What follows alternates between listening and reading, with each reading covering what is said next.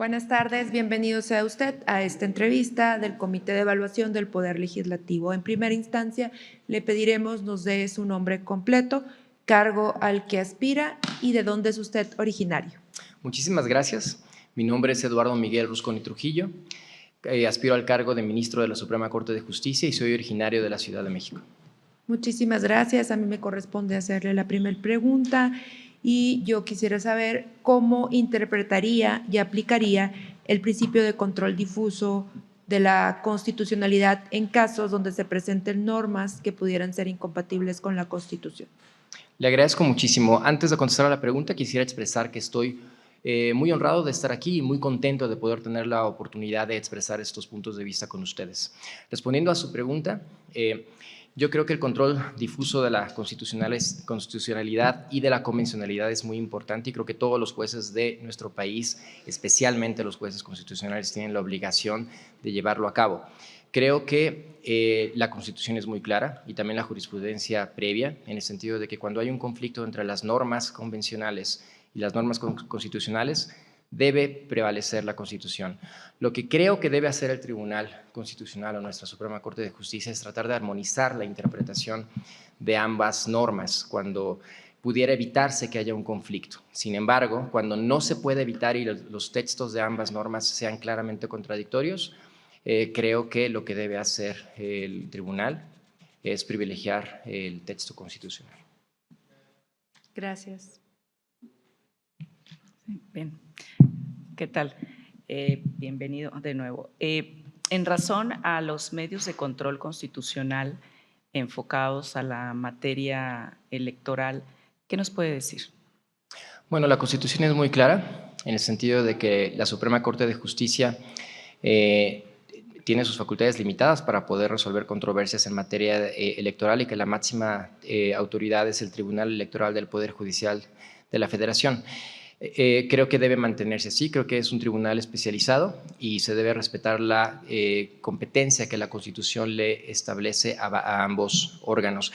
Sin embargo, en la medida en la que pudiera llegar a ser competente la Constitución en determinadas controversias, por ejemplo, cuando haya temas administrativos o netamente constitucionales que pudieran tener alguna incidencia en la materia electoral, creo que la Suprema Corte de Justicia debe pronunciarse, siempre y cuando cuide de manera muy estricta ser competente. Creo que es importante tomar en cuenta que la Suprema Corte de Justicia no es un órgano legislativo y por lo tanto no debe crear normas, creo que eso a todo el mundo le queda claro y también debe tener mucho cuidado en no incidir en el ámbito de competencias del Poder Judicial. Sin embargo, cuando no, del poder legislativo, perdón, echando abajo normas, cuando no se lo permita claramente la competencia que le haya sido atribuida en virtud de la Constitución. Sin embargo, cuando no haya un conflicto entre poderes y cuando la competencia constitucional le permita a la Suprema Corte pronunciarse en controversias que pudieran tener alguna implicación electoral, pero que sean derivadas de controversias eminentemente constitucionales o administrativas, creo que la Suprema Corte debe privilegiar la resolución del fondo y no evitar el pronunciarse de manera ligera, a menos que claramente tenga un impedimento legal o constitucional. En caso de que usted llegara a ser ministro, ¿qué acciones tomaría para evitar temas relacionados o combatir temas relacionados con corrupción? Creo que es importante tomar en cuenta que la Suprema Corte de Justicia no es un órgano encargado de implementar política pública. Entonces, quiero ser muy cuidadoso en mi respuesta en el sentido de que la Suprema Corte de Justicia no puede implementar normas de carácter general para combatir la corrupción o no puede implementar programas de auditoría generalizada en la administración pública o no puede hacer cosas similares o montar una ventanilla de quejas porque no está facultada para ello por ninguna norma. Sin embargo, la Suprema Corte de Justicia sí tiene la obligación de resolver las controversias que legalmente le sean planteadas.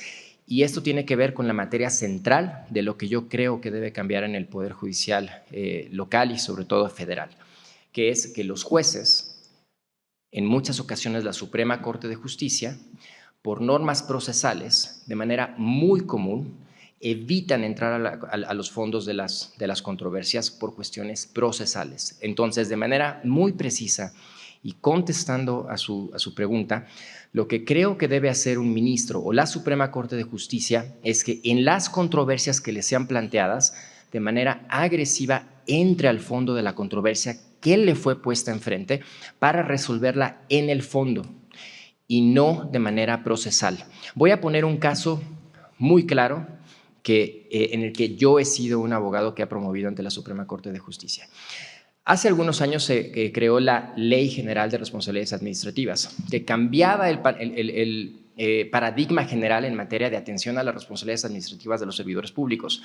Antes de la Ley General de Responsabilidades Administrativas, había un criterio firme de la Suprema Corte de Justicia en el sentido de que los particulares no podían hacer nada en materia de responsabilidades administrativas o de procedimientos sancionadores más allá de denunciar. No tenían acceso al expediente, no podían impulsar los procedimientos, no podían ofrecer pruebas, solamente denunciar, de manera que los órganos internos de control después le dijeran al particular: muchas gracias, no tienes nada que hacer aquí. Y esto era jurisprudencia de la Suprema Corte de Justicia. A partir de la reforma de la Ley General de Responsabilidades Administrativas, se le da personalidad jurídica a los particulares para intervenir en las denuncias que ellos mismos inician. Sin embargo, nosotros, después de haber promovido más de 100 juicios de amparo contra negativas de los OICs a darnos acceso, siempre nos negaban el acceso con el viejo paradigma, hasta que poco a poco empezamos a ganar algunas sentencias, pero la razón por la que perdimos decenas de sentencias era por cuestiones procesales que se negaban a resolver el fondo respecto a si los particulares tenían o no el derecho de acceder a los procedimientos sancionadores. Al final, la Suprema Corte de Justicia ya nos dio la razón. Tenemos los particulares derecho a acceder a los procedimientos sancionadores, pero nos costó mucho trabajo que la Suprema Corte de Justicia entrara al fondo de la controversia, porque lo que hacía era, por cuestiones procesales, sobreseernos nuestros juicios de amparo, y eso es lo que creo que la Suprema Corte no debe hacer, específicamente en materia de procedimientos relacionados con corrupción. Gracias. ¿Alguien más? Abogado, de acuerdo con tu perfil de litigante y por lo que nos platicas, litigante muy proactivo, ¿qué opinión te merece cuando un juzgado tiene plena jurisdicción en un amparo que promuevas y decide casi lo que acabas de decir, que no le entra al fondo, sino que se pone a revisar cuestiones de forma que, aplicando el principio de pro persona, podría subsanar, prevenir, apercibir para lograr un número de asuntos resueltos y decir, bueno, pues se sobresee o se rechaza? Y esto genera consecuencias patrimoniales de daño, que no obstante está resolviendo conforme a derecho, pero está generando consecuencias materiales dañinas para el promovente o para quien tú representes. ¿Crees que existe algún tipo de responsabilidad más allá de la jurídica? Porque claramente si resuelve con base en las constancias, pues no. ¿Un tipo de responsabilidad más allá de esto por parte de los jueces? Es una excelente pregunta y creo que va al fondo de lo que yo quisiera discutir con ustedes y de lo que creo que se debe discutir a nivel nacional. La voy a contestar de dos maneras precisas. Primero, no creo que lo más relevante sea el discutir la responsabilidad, por ejemplo, patrimonial de un juez cuando resuelve mal. Creo que hay casos de notorio dolo o casos de corrupción comprobada en donde sí debe ser sujeto un juez a responsabilidades del ámbito que procedan. No creo que sea el caso de la mayoría de las resoluciones que no le dan la razón a un abogado. Muchas veces son diferencias de criterio muy perjudiciales, poco modernas, poco garantistas, que no están a la altura de lo que el país requiere de nuestro sistema judicial, pero no necesariamente creo que eso se resuelve determinando las responsabilidades penales o patrimoniales a un juez. Creo que esto se resuelve con criterios claros de nuestros tribunales, especialmente del máximo tribunal de nuestro país. Específicamente, creo que hay una epidemia de falta de valor de los jueces para entrarle al fondo de las controversias, debido a una falta de criterios claros respecto a lo que significa un debido proceso. Para muchísimos jueces, un debido proceso es interpretar de manera estricta las leyes procesales independientemente de las finalidades que éstas busquen, aun cuando estas interpretaciones estrictas nos puedan llevar a callejones sin salidas, como que procedía el recurso de revocación y no el de apelación y tu asunto hasta ahí llegó. Eso es una claudicación de la obligación del Estado de impartir justicia. Lo que deberían hacer los jueces, y esto parte no de nuevas leyes, sino de una interpretación conforme al artículo 1 de la Constitución, del artículo 17. Esto es, privilegiando el fondo, la materia sustantiva por encima de las normas procesales, que nos lleve a dos principios. El debido proceso debería ser garantizar la equidad de las partes y el derecho a las partes a ser oído legítimamente. Nada más. Y todo lo demás debería ser subordinado a la obligación del juez de supervisar el proceso para que se llegue al fondo de las controversias, no para que terminemos las controversias o los juicios en que no era materia administrativa, era materia laboral, o no procedía este recurso y procedía el otro, cuando podrían los recursos improcedentes perfectamente ser reencausados ante la autoridad competente. O podría, por ejemplo, privilegiarse el que los jueces tengan una participación más activa en el recabar pruebas y no que se le dejen de recibir las pruebas a las partes solamente porque el abogado no acreditó que ingresó el escrito a tiempo.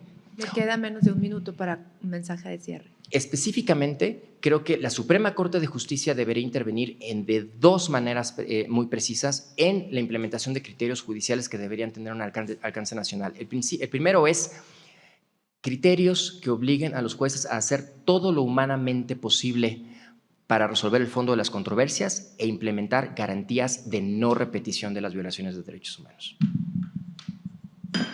Muchísimas gracias. A nombre del Comité de Evaluación del Poder Legislativo, le agradecemos su tiempo, sus aportaciones, sus comentarios y le pedimos esté atento a cualquier notificación que pudiéramos hacerle llegar vía correo electrónico. Muchísimas gracias. Les agradezco muchísimo su tiempo.